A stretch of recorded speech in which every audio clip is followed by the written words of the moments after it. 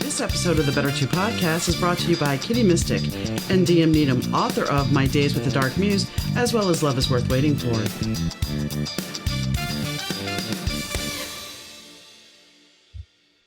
Hi, gang. Donna here. Thanks for tuning into the Better Two podcast. My guest today is Lois Wagner. She is the author of Walking Without Skin, a journey of healing from fear to forgiveness to freedom. Lois was working one evening by herself when someone scaled a wall and came up behind her and attacked her with a screwdriver. He stabbed her several times before he raped her. She experienced both fighting back and the freeze that we often hear about. However, as traumatic as this experience was, it turned her into becoming an advocate. And that advocacy taught her a lot about who she was.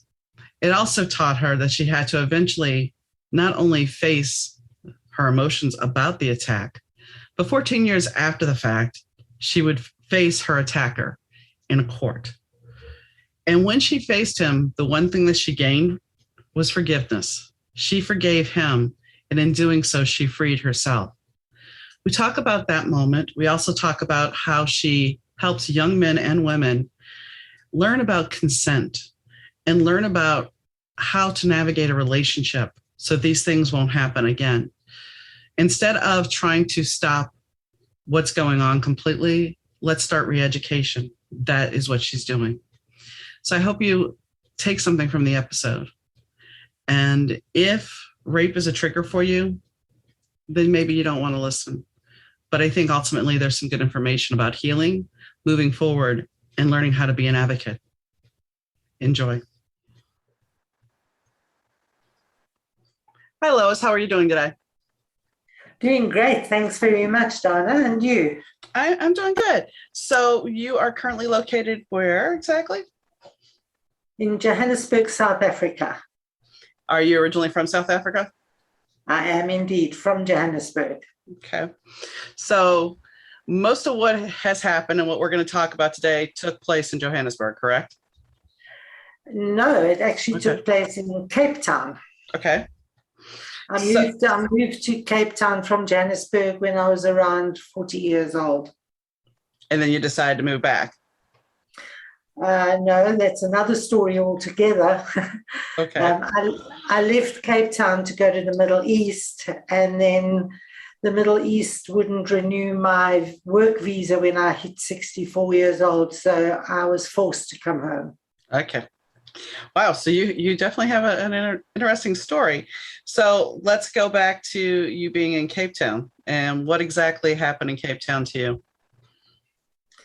Well, I moved down to Cape Town on a whim, I suppose, and I didn't have a job when I got there, and I started marketing consulting. And one of my clients, I did some research for him and then went into business with him, into a digital printing business. And this was in the days when digital printing was still a brand new thing and people didn't even have color printers. So it was a really novel idea. And we started a little shop, and we had been in business 2 years. And I was working late one night in the little courtyard of our business, and a man scaled the wall and brutally attacked me.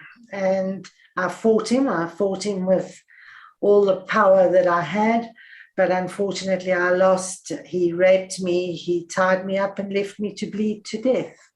Wow. So did somebody find you? I mean, obviously so. Yeah, I had quite a bit of presence of mind.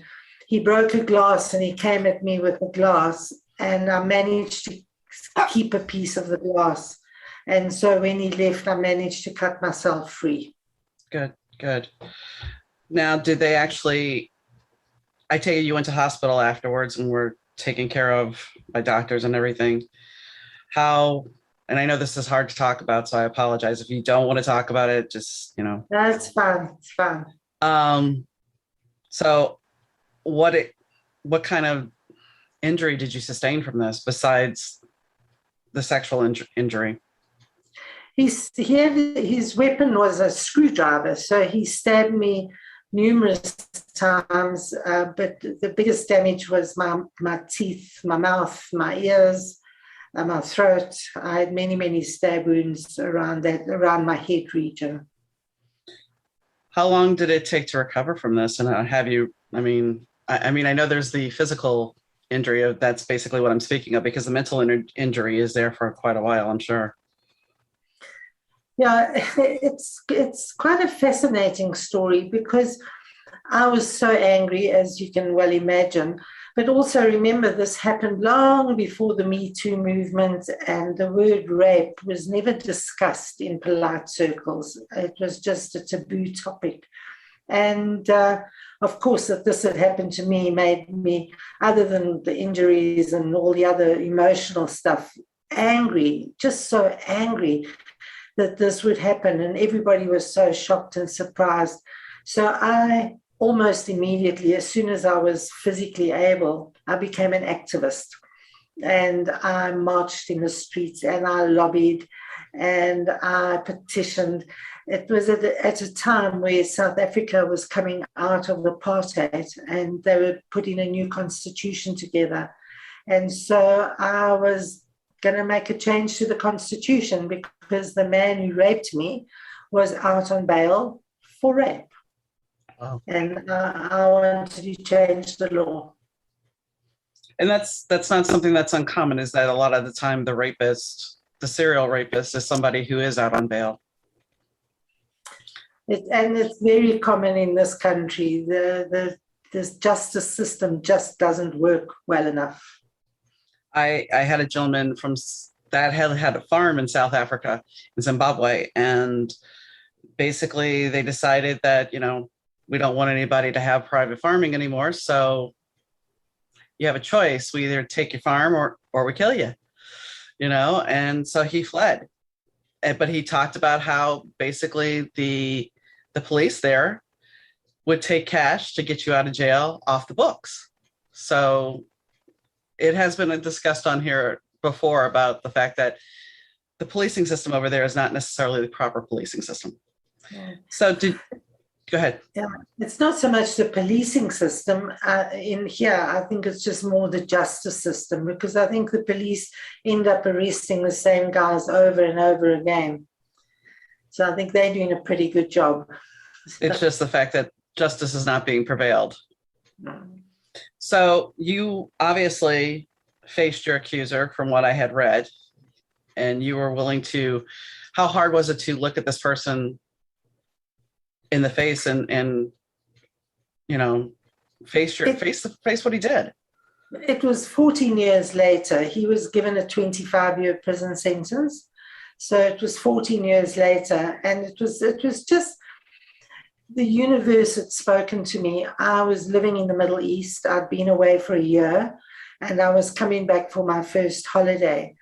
And in those 14 years, I'd never once inquired or tried to find out his status. But for some reason, I decided to find out if he was still in jail. And because, they release people for so many reasons. So I'd never bothered, but now I've tried to find out. And I received this information that he was coming up for parole the day after I arrived in the country. And in addition, the law had just changed, allowing what they call victims of serious crime to attend parole hearings. So the universe had spoken and said, you got to go.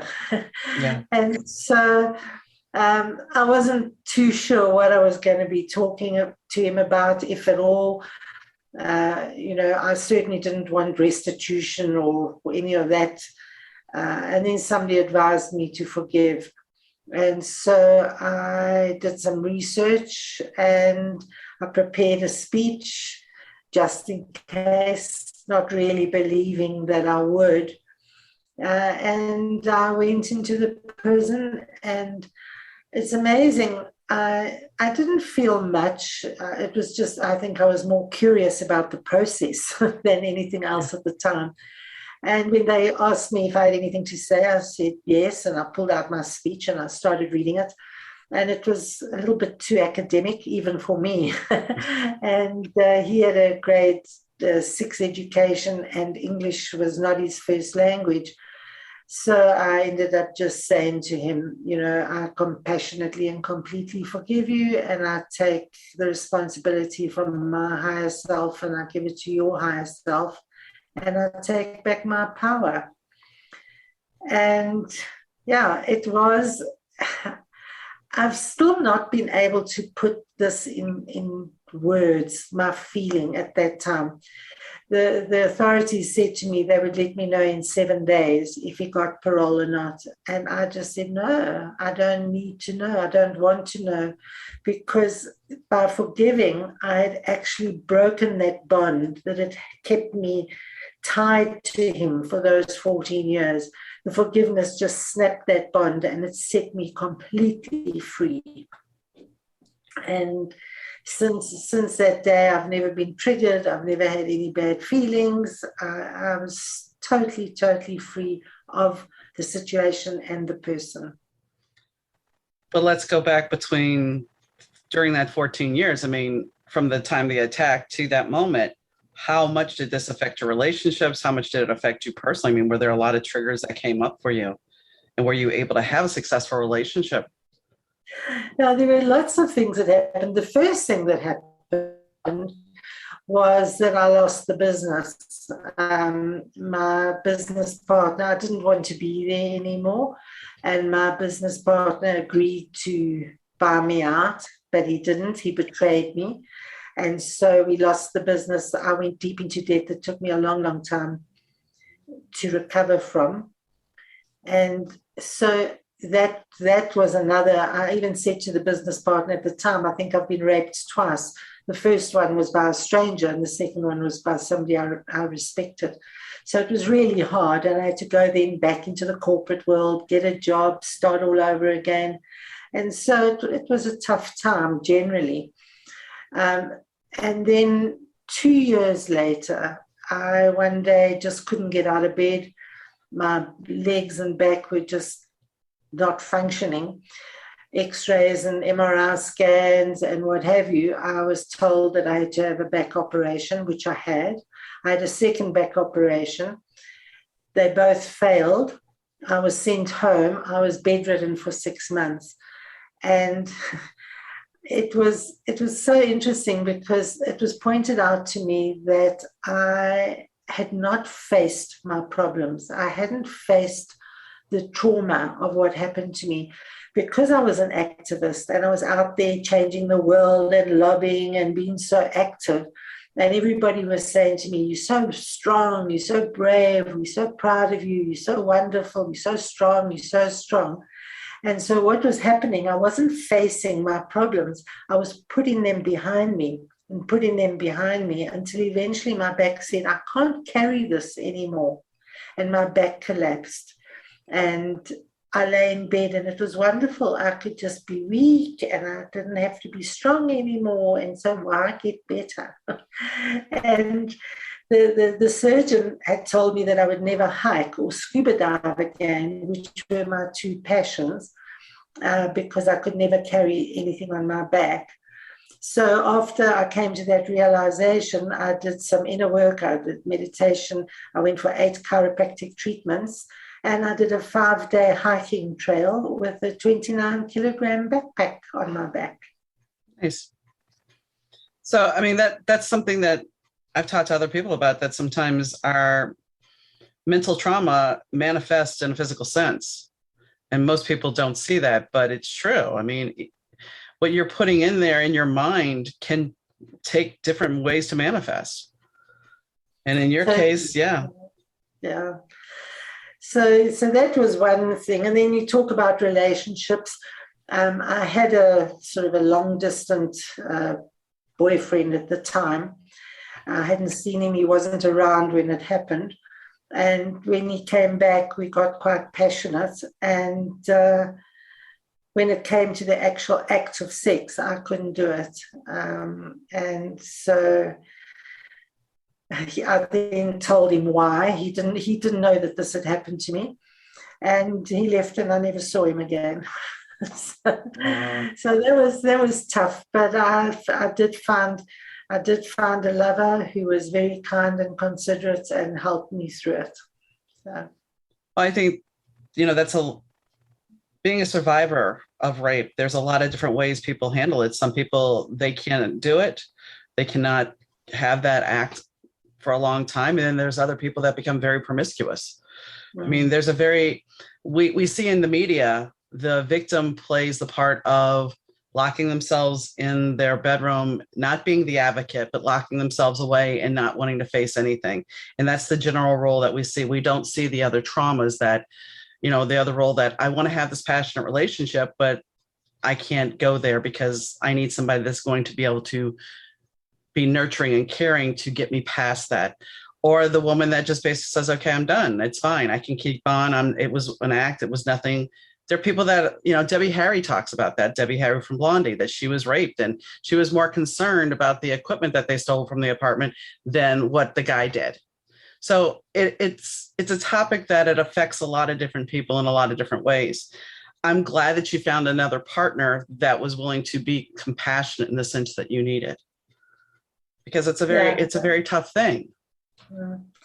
And the new lover, he knew exactly what had happened, and so he was very patient at first, and we had a good time. Well, and I mean, sometimes the fact is when you tell somebody that has occurred, I'm sure they look at you as damaged. Do they not? And it's hard to have a regular relationship if somebody's looking at you as, dare I say, faulty from the start. Yeah. No, I don't think, other than that very first occasion, I didn't have any problems. I never faced any judgment or any opinions that were negative. So it was okay. Good. So looking at some of the stuff that you had written about, you now try to teach boys about and men to be brave, but to remove toxic masculinity. Why don't you tell us a little bit about that? Well, when I got back to South Africa at age 64, I thought, can I get back into the corporate world? Because I was a corporate trainer and coach. And I thought, it's 64 now to go and start again with all the youngsters who are already well established in the industry. So I decided to finally, because this thought came right back, I became an activist straight away, wanting to change the world. So I thought, well, now it's time to finally bring that home. And so I decided to become a life coach rather than a corporate or an executive coach, and start coaching women, helping them heal from their trauma. And then one day I just thought, why am I helping women heal? It shouldn't happen in the first place. And so I still help, but now I've changed my emphasis is more on what can we do to eradicate toxic masculinity, harassment, bullying, gender-based violence, domestic violence. So I came up with the concept of brave because, for years and years, we've been teaching boys not to rape, men not to rape, and it doesn't work because they still rape. And so I thought, let's go forward in a positive way rather, and let's teach boys and men and girls and women, because girls and women can be just as toxic, and teach them to be brave. And I came up with the acronym B is for boundary setting, and knowing your boundaries, knowing the boundaries of your partner and the people around you, and also bystander, about not being a bystander, about taking action when you see something that's not right. The R is about respect, understanding what those boundaries are and then respecting them. The A is agreement, consent. It's an obvious one. It's also being alert to what is happening around you. The V is your values and your vulnerability and your voice. Speak up, speak out, share your story. You don't have to share it as publicly as I do, but share it, speak to somebody. And then the E is about equality and empowerment. So that is my intention, is to bring that to the world so that we just have better quality behaviors in the world. And it's important. And what you said about women needing to learn, there was a case in the news that happened this weekend and it happened in a town here in Illinois, that apparently this lady, who is the mother of 3 kids, moved in with a couple, allegedly. These are all allegations. And apparently they had been drinking, and the woman said to the man, "Kiss me," in front of the other girl. And he said no, and he kissed his girlfriend. And the girl reached, this should tell you something, she reached into the cushions of the couch where there was a gun. And she took the safety off and she said, "Kiss me." And he said no. So she shot him dead. Oh, no. Yeah. And so now,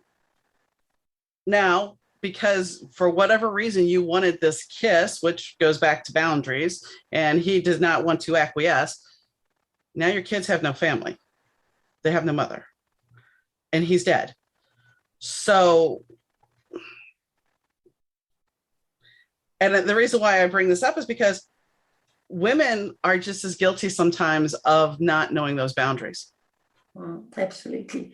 We had a case here a couple of months ago where a schoolgirl, a male principal, had taken her cell phone away. So she grabbed him by his manly parts. Wow. And a schoolgirl. It's just horrendous. Well, I mean, it's women. No, just saying, yeah, women can be just as evil and as toxic. And I think that's something that has come up in the media a little bit, and I don't really want to weigh into and I don't even know if you're familiar with it, but there's a situation between Johnny Depp and Amber Heard. And this started years ago, and she alleged abuse. And apparently now the dare I say, the pendulum has swung to the other side, and there's evidence that she's been the abuser.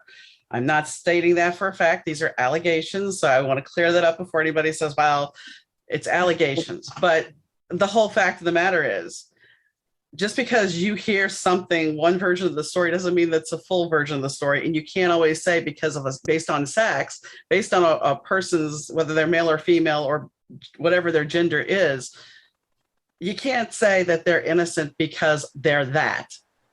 And I'm not defending men, and I think rape is rape no matter what, but a woman can rape a guy just as much as a man can. And I know that some people would tell me I'm wrong, but a girl can roofie a guy and take advantage just as much. Absolutely. And remember, it's just a muscle. And so that muscle can get hard, even though in his mind he doesn't want it to. So, yeah, it can be done. I mean, there was another guest I talked to recently. She's in Zimbabwe, and she was talking about the fact over there that people marry off their daughters for, the wrong reasons to much, much older men. And she said it started out with her grandfather. So, I mean, there's something else that it's not rape, but it's once again an older person taking advantage of a situation for somebody that's weaker. And is that not really, when you look deep down, is that not really why people rape? Is because it's about power? I believe it's about power, because men can get it off so many ways. There's prostitutes, there's a hand, there's always somebody who's willing. So there's no need to rape. They can always get their jollies off somehow. So it is about the power. And, for you to face people, and then let me ask you this: when you're teaching people now, when you're being the coach, especially to guys, have you explained to them your situation and your history? Are they well aware of where you're coming from? I share it very openly, because I think if people can hear the story, it makes them more compassionate and understanding, and they really listen more deeply, and they take it in, and they remember things more when you can relate it to a real incident. Yeah, because otherwise it's like, well, you don't really know, but you do know. And that's the thing. I mean, when someone sits there and says, well, I can say this because I watched it on TV. Did you really experience it? Do you know what it feels like? Do you know what it? I mean, I can sit here and I can ask you the conversation about and imagine what the trauma of being attacked was like. But I wasn't it. I wasn't there, so my experience is not going to be the same as you. I mean, I had someone that was, my stepfather. He did not rape me, but my stepfather and I had gotten into an altercation once, and it took me a long time for my mind to actually say that basically he had tried to kill me because I mouthed off and said something that I shouldn't have said to him. He got up from the chair and came at me and forced me up against the wall in a hall and put his hands around my neck. He wasn't doing it to bake me a cake. He wasn't doing it to give me a hug. He was trying, but it took my mind, I was 21 at the time. It took my mind until I was in my 40s to come to the realization that he was trying to kill you. It wasn't just a physical altercation. He tried to kill you. Yeah. But, and that's the thing about your situation too. I mean, your mind tries to protect you at a certain extent. So it's not surprising really that you put on the armor of, I'm going to fight this and I'm going to be big and strong, because that was your mind in a way protecting you. Was it not? I just think I was so angry that I wanted to make a difference. I was just so angry. But, it's also, even though I can share my story and you can share your story, everybody's situation is completely different. The next person who's attacked, they have a different experience. They have a totally different response. We talk about the the fight, flight, or freeze response. I fought. At one point, I froze. When he came at me with the broken glass to my stomach. That's when I froze. I just thought, I can't fight anymore. I must just, because he's going to kill me. And so I froze. So we go through different reactions, and no two reactions are the same. And no one reaction is better or worse than the other. You do what you can in that moment. So even though I'm sharing my story, it's different for each person. Each person experiences it differently. So when did you decide you were going to write a book about it? Was it after you finally forgave him, or was that something that you had always thought in the back of your head, I'm going to do this? That very night. Okay. That very night. I just thought, because it wasn't spoken about. We had one case in South Africa, which was a dreadful, dreadful case, where this woman had been attacked by two Satanists, and they had cut her, they'd stabbed her something like 36 times in her stomach. They had cut her neck literally from ear to ear and left her to dead on a beach. And she crawled, she held her head up like this and held her innards inside, and she crawled, I forget now, a kilometer, and was finally, and of course she was headline news, because it was such an atrocious story. And other than her, nobody ever spoke about it. It just wasn't heard about. But her story was so extreme that I just, when it happened to me, I just thought, I've got to get it out there that this happens. It doesn't only happen in those extreme Satanistic cases. It happens by just ordinary horrible men on the street, Yeah. And so I started writing a journal that night with every intention of publishing, but it took me 24 years to publish. Hey, my first book took me 30 years, so I understand. I think, and then there's the whole argument that you have people going, well, it's about the way you're dressed. No, because I'm pretty sure rape has been going on since people were dressed up to their chins, down to their toes. It's not something about the way a person dresses. It's kind of, I mean, I don't know about there, but here, going back to the toxic masculinity, if a girl's drunk and you take advantage, well, that's just fine. It's been accepted for so many years, and it's like, that's not the case. Well, People have such, well, it's changing now. It's definitely since the Me Too movement, people are so much more aware of that it's a man's issue and it's not a woman's issue anymore. It used to be a woman's issue. Now it's definitely it's a man's responsibility. And so mindsets are changing. There are so many activists and groups around the world who are fighting this gender-based violence. And, as I said before, I'm not trying to say that it's all men, because there are a few women. I'm not going to say, because I don't want somebody to come back and say, well, it's two women just bashing that. No, it's just if you look at the statistics, this is really a man thing. It really is. It is gender biased more toward men. However, there are some women that are just as capable. And also, there are more good men than there are bad men. And the downside of the Me Too movement, and I really think that maybe it's going a little bit too far, this Me Too movement, because I like a man to give me a hug, and men are now so scared to even look at a woman, let alone touch her. And, I think it's just out of control, I think. And a lot of women are accusing, and, one must believe a woman when she says something has happened. But I just wonder how many women are taking advantage of this situation. Well, being that I write romance occasionally, my books are set in the 80s. I look at this because I'm not putting in my book about consent, because let's be honest, in the 80s, you didn't have somebody come up to you and say, is it okay if I kiss you? It wasn't that you wrote about, or you, back then, if somebody wanted to kiss you, they kissed you. That was it. If you were going to if you guys were going to have sex, you guys were going to have sex.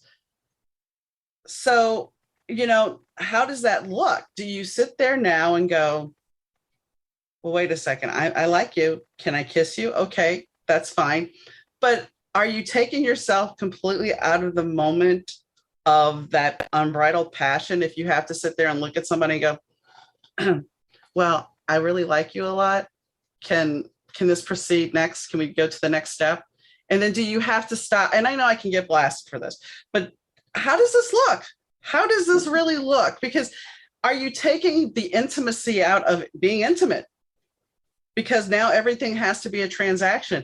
And then one comes a day that a guy says, hey, can I videotape this so I can make sure we have consent in case it comes back to haunt me? And then if you break up, it ends up on Pornhub or something. I mean,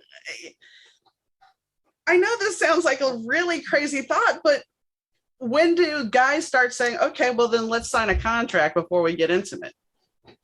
But that's why in The Brave, it's about the boundaries. When you start a relationship, right up front, let's talk about our boundaries. I'm not ready for sex. I'm ready for oral sex. Just to have it so that when the passionate moment comes, you know what the boundaries are, and you don't go beyond that boundary. You don't have to say, must I stop now? I must stop because you know what the boundary is. So that's so it's a difficult one to navigate. It really is, but I do think it's yeah. I mean, I'm advocating for women's rights all the way, and yet I'm saying maybe the Me Too movement has just gone a little bit out of hand. Well, but that's what I'm saying is, so what you're saying makes perfect sense about having that conversation up front, makes perfect sense. But at what point do men say, we need to have this all clear cut? And because there's been cases where you have a guy saying, well, we went back to my apartment, we got naked, we had been drinking, and then she decided that she didn't want to do this. And now she's claiming rape, and we didn't even actually get that far. So when does a guy, and I'm not trying to defend men, but I'm just saying, when does a man decide that, okay, well, you're coming to my apartment, I need you to fill this form out that you're here willingly, or I need you to film this and say that you're here willingly, so that way it's all covered. I mean, when do we get to that point that everything's going to be transactional? I mean, sex can be transactional, don't get me wrong, if you're into that. But in a way, it's still a transaction because you're using energy. You're both sharing energy. But at what point does I have to protect myself?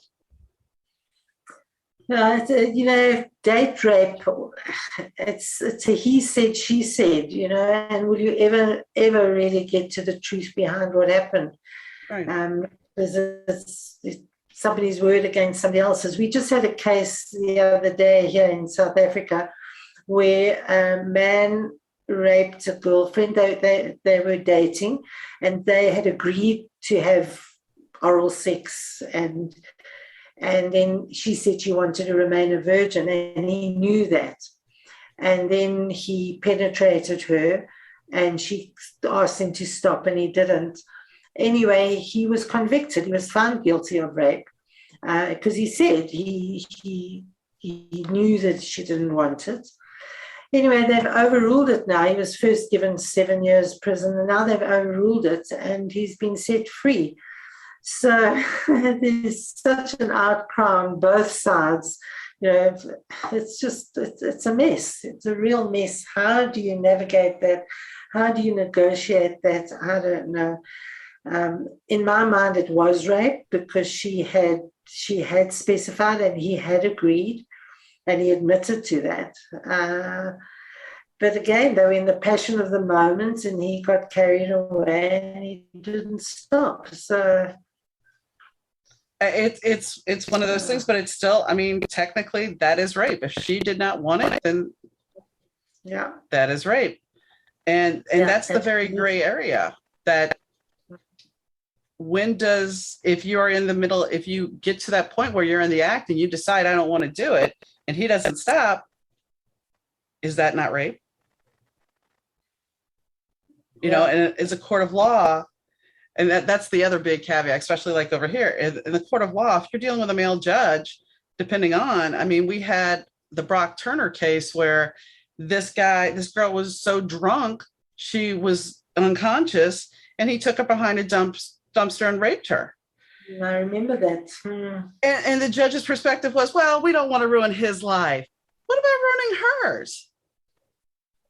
I mean, that was a horrific result. It was a terrible outcome.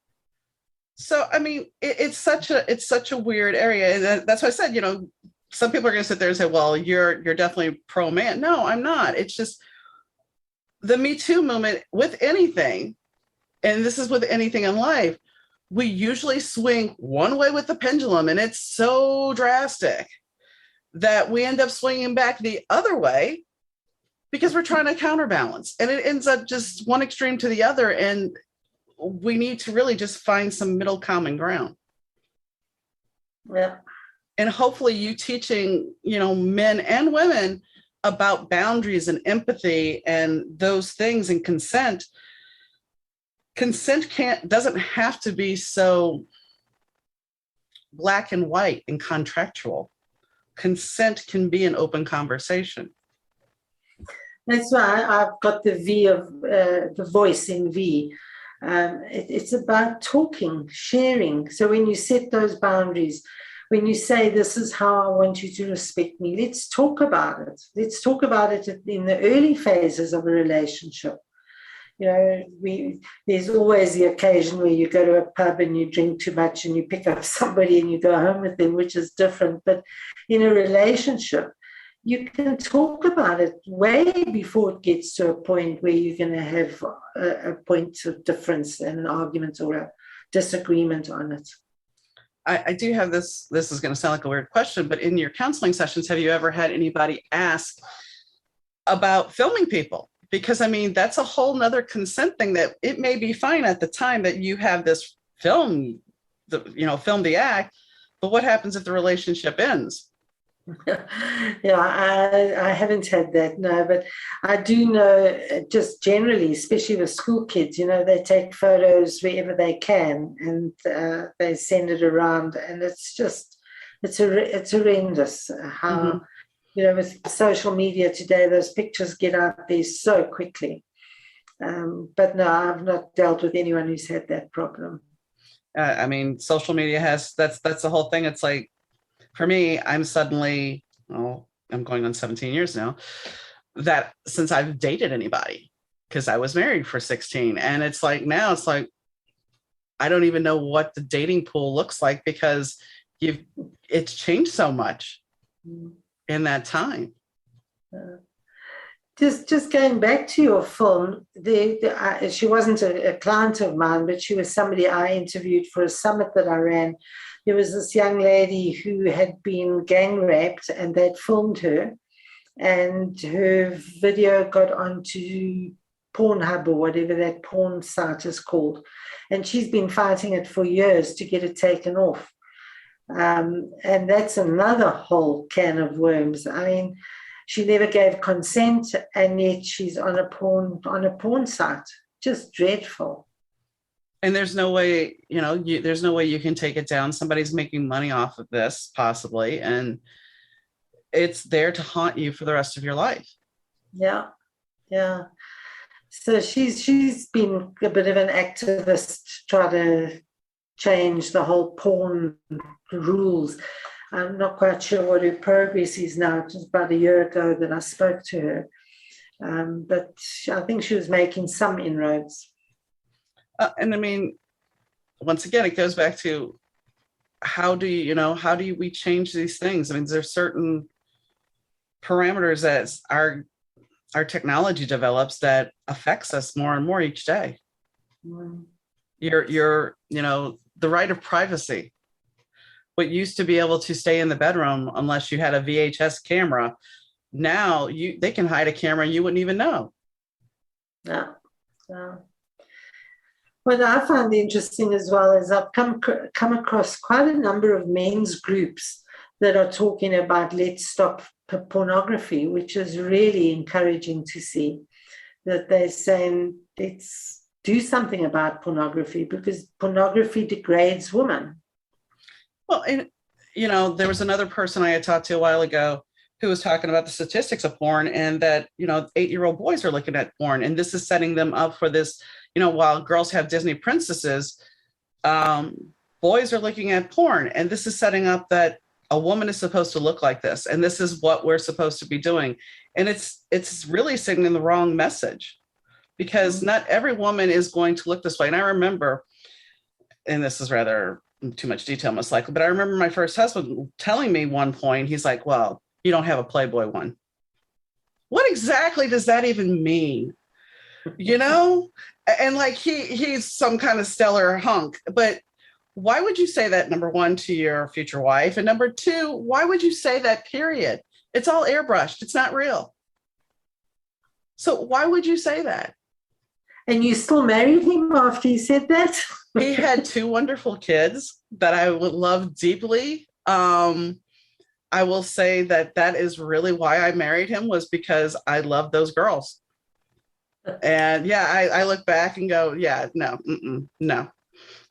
I there was no reason I should have married him, but I was 22 at the time. And I was not, somebody loved me. But it was more about the kids, honestly. It was. But yeah, I mean, but here's the whole point of the story was, so if a grown man is telling me this in the early 90s, now we have kids watching porn. So when does a boy look at a girl in high school and tell her, well, you don't look like the chick that was, full of silicone that I saw in this movie? Yeah. And it's just, you're an author. Change the story. I'm an author, but I'm an author that's writing in the 80s. So I'm still allowing myself the liberation of not having, and I write about people in Hollywood and actors and singers. And the fact is, I have the luxury of not dealing with technology. I have the luxury of, yes, there's paparazzi, but it's not like right then and there hitting the internet as soon as it happens. That's why I wrote in the 80s, because it allows me that luxury of, I don't want to say innocence, because they're still bad and they still have bad habits, but it's not as in your face as you can't get away from it now. And that's the thing. Now you say one thing and it's taken out of context, and suddenly, even though you didn't say it that way, it is now out there in the media being portrayed that you said it that way. It's a pretty weird time we live in. And yeah, I would like to change the narrative. And in fact, there is a situation with one of the main characters that she has been molested by her stepfather. So there is that issue. And her trying to, I take her from 18 years old further into her life, and the fact that she has to deal with these traumas and how she handles them. So it's not an easy thing. No, it's not. But, you know, there's so many therapies and treatments and solutions out there. And I just say to people, first of all, know that you're not alone. There is somebody. You don't have to go to a therapist. You don't have to go to a healer, but you need to find somebody to talk to. You can get help. You can get support. There's hundreds of different therapies. And if one doesn't work for you, find another one. And go manage your trauma immediately. You're not like me. It took me 2 years and a lot of pain and suffering. So you need to deal with the emotions. You know, the incident, I think the biggest problem is people keep your emotions locked to the incident. You've got to divorce the two. You've got to say that happened. I can't change what happened, but let's work with how I'm feeling about what happened. And that's the biggest advice I can give anybody, is just to start healing immediately. Don't let it build up until something else forces you to deal with it. And it will. It will. I have no doubt. I mean, there are many people who, you know, they think, well, my trauma is not that bad because I wasn't raped, I wasn't attacked, I wasn't. But if your trauma of your daily living, if you're constantly living in stress, that's a trauma in itself. It may not be as drastic as being attacked, but if it's eating at you and taking you physically down, then that's still a problem, and that's still a trauma, and you still need help. And the trauma doesn't even have to be anything physical. I mean, you can be traumatized from childhood because your parents were never at home. Mm-hmm. You know, that's trauma. There's just so many different types of trauma, and you need to deal with it. So I think, you know, going along with that, there's a lot of cases now where parents are so worried about providing what they think a kid needs. And sometimes that means working 2 jobs. Sometimes that means working a job and mom's working a job, dad's working a job, and the kids in all these other activities. But when is the time for family? And when is the time to actually, and I'm meaning that for even the parents, when is there a time to actually stop, breathe, and not be part of the daily stress, to appreciate life? And just to connect. Yeah. Just to connect. It's so important to make that time. And of course, my big thing is forgiveness. You know, I've got a thing that everybody these days keeps a gratitude journal. You know, it's become a thing. Everyone has a gratitude journal. And I'm saying, well, let's also keep a forgiveness journal. So every day, 3 things to forgive yourself for. So I forgive myself for pushing the snooze button. I forgive myself for shouting at the dog when the dog ate my slipper. And I forgive myself for burning the toast. Little things that you think, you know, they don't need forgiveness. They just happen. And then 3 things that you forgive somebody else for. My friend for not phoning me on my birthday. The dog for chewing my slipper. The husband for not bringing the milk home. 3 little simple things every day. And forgiveness is like a muscle. So you work on that every day. And, you know, if you think about it, you're walking down the street and you bump into somebody. What happens? Oh, I'm sorry. Oh, it's okay. What has happened? You've apologized and you've forgiven. So we do it all the time anyway. But if we make it a conscious habit of learning to forgive all those little, what we may think as insignificant things, you're building a muscle. You're building a muscle that is giving you the ability to forgive more easily. So, and to understand that forgiveness is not condoning what the other person did. It's not saying my dog shouldn't get a hiding for eating my slipper. Okay, it's not saying it's okay, but it's saying that I'm not going to let that bother me anymore. You breaking yourself free from that situation. So I'm a great advocate of practicing forgiveness every single day. I think it's a very important thing, because I think too many times we make a choice and we may not be happy with it.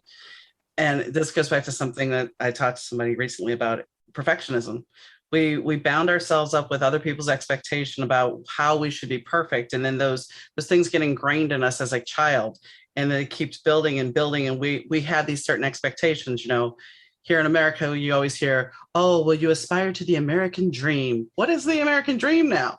It's not going to be the cookie cutter that you grew up with. And that's the thing. You have to get beyond that perfectionism, and then forgive yourself for not having what other people thought you should have. Forgive yourself for the choices you made. Maybe you screwed up, and that's okay, but you have to be willing to forgive yourself. And I mean, there are times when I openly admit that I am my own worst critic and I don't forgive myself enough. But it's a lesson that I'm learning. And I think forgiveness is very important. I can forgive others way more easily than I forgive myself, but that's because I hold myself to a higher standard. Now, it's so important that we learn to forgive ourselves, because we just carry that stuff. It gets into our subconscious and it haunts us later. So we need to free ourselves from that.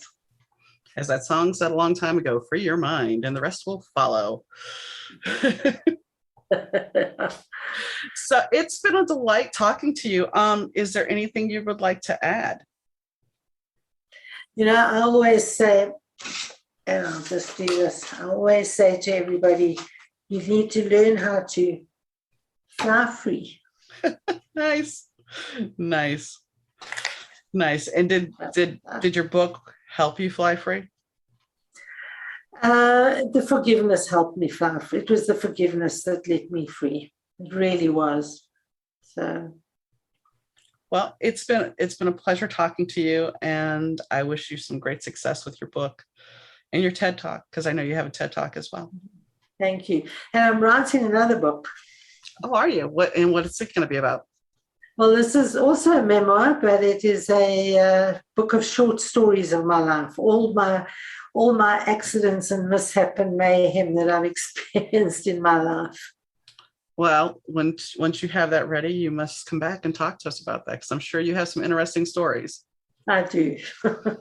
Well, thank you for your time. Thank you, Donna. It's been great chatting to you. Go well. It's been great talking to you. It was a really good conversation with Lois, and I appreciate her time. Her book is Walking Without Skin, a journey of healing from fear to forgiveness to freedom. And I think that all of us need to forgive ourselves. We talked about that at the very end of the podcast, about forgiving ourselves. And it's something that we don't always do. We hold ourselves to a higher standard in some cases. The other thing about the podcast, or this episode of the podcast, that I want to go over a little bit too, is about the fact that, yes, I did say that women are capable of rape. And while some people may disagree, a woman can use her power to ascertain some things. Granted, it happens more often with men, but some women have done it. And I'm not saying that it's right on either party. I think rape is something that is all about power, and that needs to be abolished as much as we can. And healing is a very important thing. However you deal with your trauma, whether it be childhood trauma, rape, incest, whatever it is. I mean, it can be simply war. It can be your parents breaking up. There are so many traumas that we go through. It can be the bully that attacked you at school.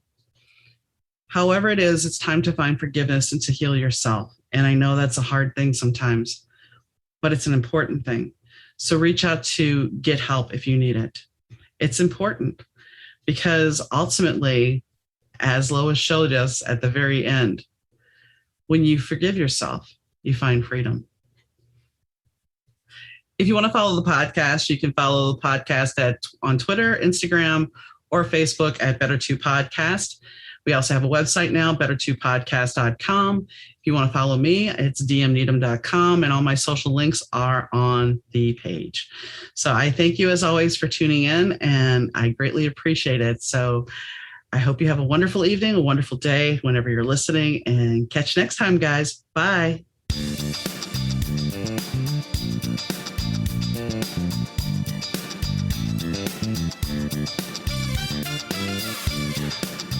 The Better 2 podcast is mixed, edited, and produced by Rich Zai of Third Ear Audio Productions.